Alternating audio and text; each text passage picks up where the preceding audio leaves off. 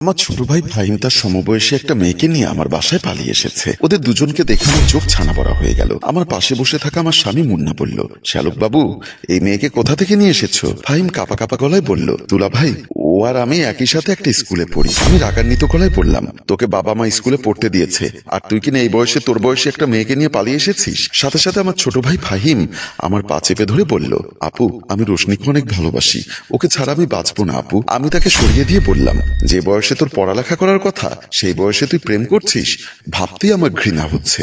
আমার কাছে প্রশ্রয় না পেয়ে সে তার দুলাভাইয়ের পা চেপে ধরে বলল, দুলাভাই, আপনি আপুকে একটু বুঝিয়ে বলুন, ওকে না পেলে আমি করব। ছোট ভাই ফাহিমের মুখে এমন কথা শুনে আমি আটকে উঠলাম। ওর দুলাভাই ওকে সান্ত্বনা দিয়ে বলল, প্রেম করিস ভালো কথা, তাই বলে এই বয়সে ওকে নিয়ে পালিয়ে আসতে হবে? তোরা দুজন ভালো করে লেখাপড়া করতি, অন্তত অনার্স মাস্টার্স পাশ করার পর আমরা না হয় এই মেয়ের পরিবারে বিয়ের প্রস্তাব নিয়ে যেতাম, কিন্তু তোরা এই বয়সে পালিয়ে আসলি কেন? তখন রোশনি নামের মেয়েটি কেঁদে কেঁদে বলল, কেন আমি ওকে নিয়ে পালিয়ে এসেছি সে কথা শুনবেন? আমি বললাম, বলো। তখন রোশনি নামের মেয়েটা বলল, গতকাল স্কুল থেকে এসে ড্রয়িং রুমে ঢুকতেই দেখি আমার বাবা একজন মহিলা এবং ওনার পাশে একটা প্রতিবন্ধী কানা ছেলে বসা। আমাকে দেখে বাবা বলল, মা রোশনি, একটু এদিকে আয় তো। আমি ওনাদের কাছে গেলে বাবা আমাকে সোফায় বসতে বলে বলল, এই যে আপা, এটা হচ্ছে আমার মেয়ে রোশনি, সে এবার নিউটেনে উঠেছে। ভদ্র মহিলাকে দেখে মনে হলো উনি অনেক পয়সাওয়ালা, হাতে কানে গলায় সব দামি দামি গহনা। উনি আমার দিকে তাকিয়ে বলল, মাশাআল্লাহ, মেয়ে তো একেবারে পুতুলের মতো। তারপর ওনার পাশে বসে এক চোখ কানা ছেলেটির দিকে তাকিয়ে বলল, বাবা সাইফুল, তোর কি মেয়ে পছন্দ হয়েছে? চোখ কানা ছেলেটি আমার দিকে এক চোখে ফ্যাল ফ্যাল করে তাকিয়ে বলল, মাশাআল্লাহ আম্মা, আমার এই মেয়েকে পছন্দ হয়েছে। সাথে সাথে আমার বাবা বলল, আলহামদুলিল্লাহ, তাহলে আপা আমরা বিয়ের কথা পাকাপাকি করে ফেলতে পারি। ছেলেটির মা বলল, আমার এবং আমার ছেলের পছন্দ হয়েছে, এখন আপনার মেয়ের পছন্দ হয়েছে কিনা সেটা তো একবার জিজ্ঞাসা করুন। ওনার কথা শুনে আমার বাবা বলল, যেখানে আপনি এবং আপনার ছেলে পছন্দ করেছেন সেখানে আমি এবং আমার মেয়ের কোনো আপত্তি নেই। তারপরও উনি আমার দিকে তাকিয়ে বললেন, মারে, আমাদের টাকা পয়সার কোনো অভাব নেই, তুমি ইচ্ছা করলেই টাকার বিছানায় ঘুমোতে পারবে। আমার শুধু একটাই দুঃখ, আমার ছেলেটার এক চোখ কানা। সে অবশ্য জন্ম থেকে কানা ছিল না।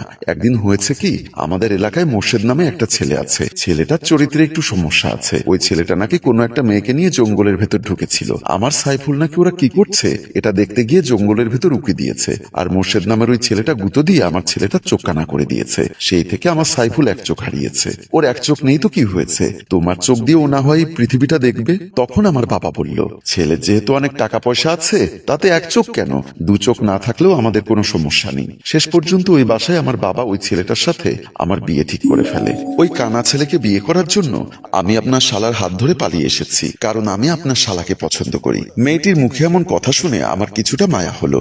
শেষ পর্যন্ত আমি ফাহিমকে আর মেয়েটিকে আমাদের ঘরে রাখতে রাজি হলাম। আমি মেয়েটার উদ্দেশ্যে বললাম, তোমার তো এখনো 18 বছর পূর্ণ হয়নি, তাহলে ফাহিমকে বিয়ে করবে কিভাবে? কথাটির উত্তরে আমার স্বামী বলল, টাকা দিলে সব করা যায়। আমার শালাবাবু যেহেতু মেয়েটিকে ভালোবেসে নিয়ে এসেছে, তাই ওদের বিয়ে করানোর দায়িত্বটা আমার। আমি কয়েকদিনের মধ্যেই ওদের বিয়ের ব্যবস্থা করে দিব।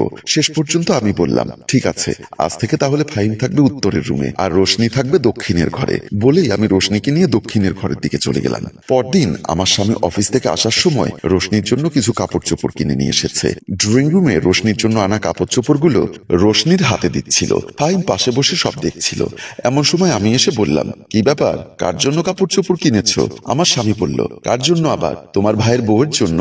মেয়েটা স্কুল ড্রেস পরে আমাদের ঘরে পালিয়ে এসেছিল, তোমার একটা পুরনো 3 পিস ওকে পড়তে দিয়েছো, তাই অফিস থেকে আসার সময় ভাবলাম ওর জন্য কিছু পোশাক কিনে নিয়ে আসি। পাশে বসা আমার ভাই ফাহিম বলল, ওর জন্য এসব এনেছেন, আমার জন্য কিছু আনেননি? আমার স্বামী বলল, তোর জন্য অন্য সময় আনবো, আপাতত তুই আমার লুঙ্গি আর প্যান্টগুলো পরতে পারবি। সত্য কথা বলতে আমার ভাইয়ের বউয়ের জন্য আমার স্বামীর এমন দরদ দেখে খুশিতে আমার মনটা ভরে গেল। বিকালবেলা রোশনি রান্নাঘরে রান্নাবান্নার কাজ করছিল। এমন সময় আমার স্বামী সেখানে গিয়ে বলল, কিরে শালার বউ, কি করছো?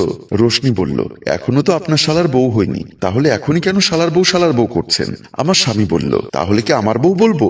বলতে পারেন, সমস্যা কি? বলেই দুজনে দুষ্টুমি করতে লাগলো।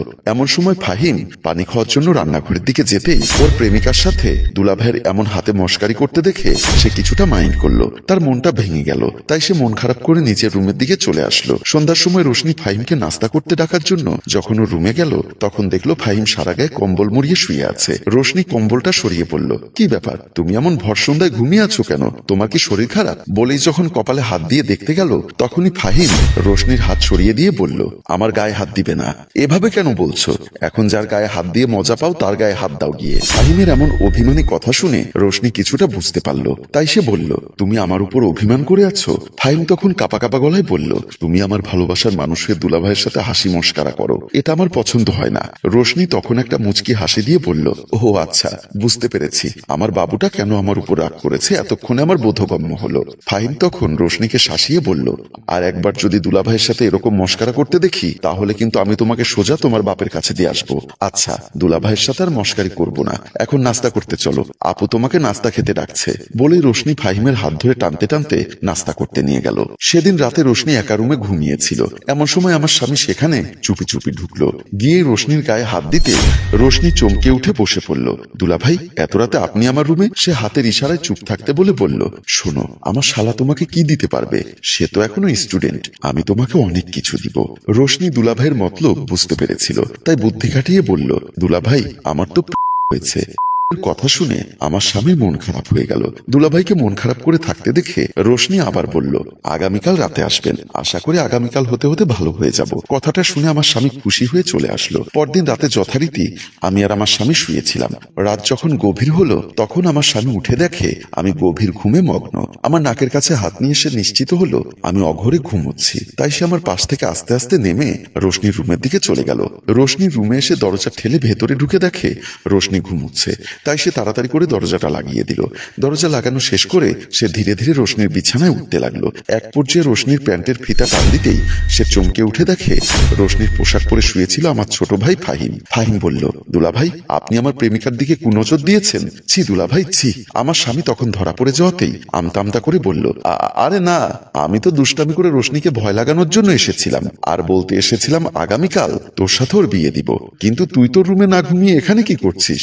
আমার ছোট ভাই ফাহিম সহজ সরল মানুষ, সে দুলাভাইয়ের এমন কথা বিশ্বাস করে ফেলেছে। তাই বলল, রোশনিকে আমার রুমে ঘুম পাড়িয়ে আমি ওর রুমে শুয়েছিলাম। আমি ভেবেছিলাম রোশনির সাথে আপনার একটা অবৈধ সম্পর্ক তৈরি হয়েছে। দূর পাগল, তুই আমার শ্যালক মানুষ, তোর বউয়ের দিকে কি আমি নজর দিতে পারি রে? আচ্ছা ঘুমো, দেখি আগামীকাল তোর সাথে রোশনির বিয়েটা পড়িয়ে দিব। বলেই সে রুম থেকে বের হয়ে চলে গেল। পরদিন সকালে আমার ঘুম ভাঙে ছোট ভাই ফাহিমের কান্নার শব্দ শুনে। আমার ঘুম ভাঙার পর আমার সাথে আমার স্বামীকে দেখতে পেলাম না। ওদিকে ড্রয়িং রুমে আমার ছোট ভাই ফাহিমের কান্নার শব্দ শুনতে পাচ্ছি। তাই আমি তাড়াহুড়ো করে ড্রয়িং রুমের দিকে গেলাম। ড্রয়িং রুমে এসে দেখি ফাহিম ফ্লোরে গড়াগড়ি করে কান্না করছে। আমি এসে ওকে ফ্লোর থেকে তুলতে তুলতে বললাম, কি রে ফাহিম, তুই ফ্লোরে এভাবে গড়াগড়ি করে কাঁদছিস কেন? সে কাঁদতে কাঁদতে বলল, আপা, তোমার স্বামী আমার রোশনিকে নিয়ে পালিয়েছে। কথাটি শুনে আমি চমকে উঠলাম। এমন সময় দেখলাম রোশনির বাবা পুলিশ নিয়ে আমাদের ড্রয়িং রুমে আসলেন। আমার ছোট ভাই ফাহিমকে দেখিয়ে দিয়ে বলল, স্যার, ওই ছোকরাটা আমার মেয়েকে নিয়ে এখানে পালিয়ে এসেছে। পুলিশ অফিসার এসে ফাহিমকে কলার চেপে ধরল। আমি বললাম, চাচা, আমার ছোট ভাই আপনার মেয়েকে নিয়ে পালিয়ে এসেছিল, এটা সত্যি, কিন্তু আজ ভোর রাতে আমার স্বামী আপনার মেয়েকে নিয়ে পালিয়েছে। কথাটি শুনে মেয়ের বাবা কপালে হাত দিয়ে ফ্লোরে বসে পড়ে বলতে লাগলো, হায় হায় রে, আমার সব গেল রে।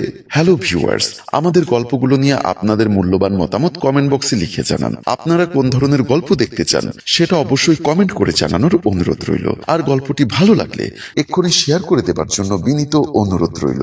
ধন্যবাদ।